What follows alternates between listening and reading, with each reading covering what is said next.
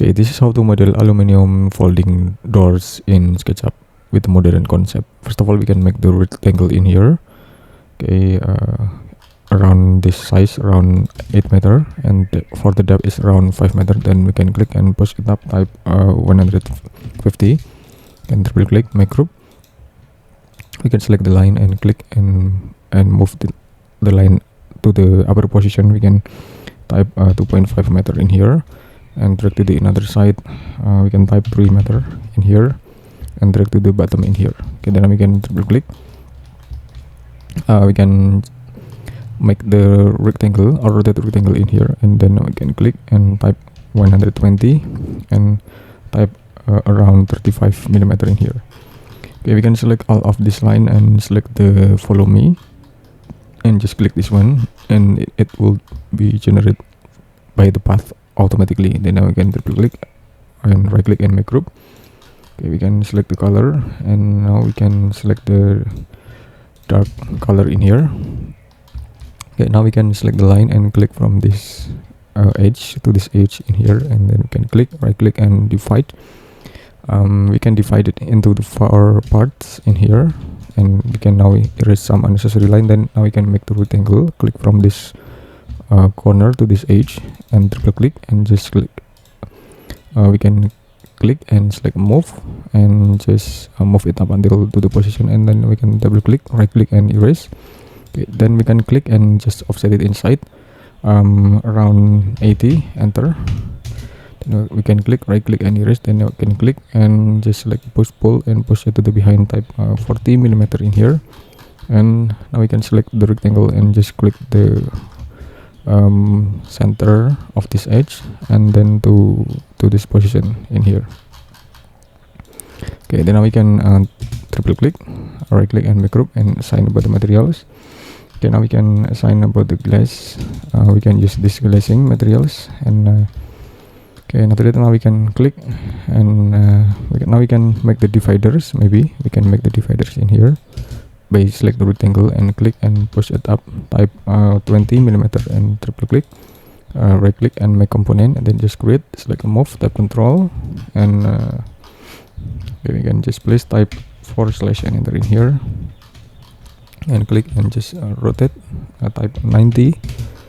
Okay, we can select move and just place on the position, right click and make unique, and triple click and just place to the position, and select the top surfaces only and just place this one.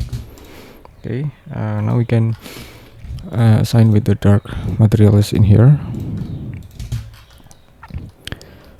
or okay, now we can right click and make component, and then just create. Okay, we can select a move, type control, okay, type X3 and enter in here. Okay, now we can click and we can select the rotate tool and click and hold it up until the blue axis. We can type around 60 millimeter for 60 degree. Then now we can click, and now we can move. In here. Okay, we can move in this position, in this appropriate position. Now we can select the rotate. Okay, now we can just rotate this one. Okay, and okay, now we can remember. Okay, or maybe we can add more decking in here. We can just select the decking. We can assign about the decking. We can use this decking in here. Okay, okay, now we can make the rail system in here, because we have to remember that it has the rail system in here on this position. And now we can assign about the materials in here. Okay, this is about the rail system, and now we can assign about the tiling. Okay, now we can assign about the tile materials, maybe we can just select the color. We can select the light gray only. Okay, this position. Okay, then after that now we can make the rectangle in here on this position. Okay, to make the wall to be an illustration in here. Okay, we can make the line in here. Okay, and place to the position in here and push it to the behind 150. Triple click and also make group. Okay, just like this. And okay, I will put another component. Okay, now we can put another component with the appropriate position, maybe. Okay, or maybe we can select the brick or cladding in here, and now we can just select this one. Okay, and we can assign about the component.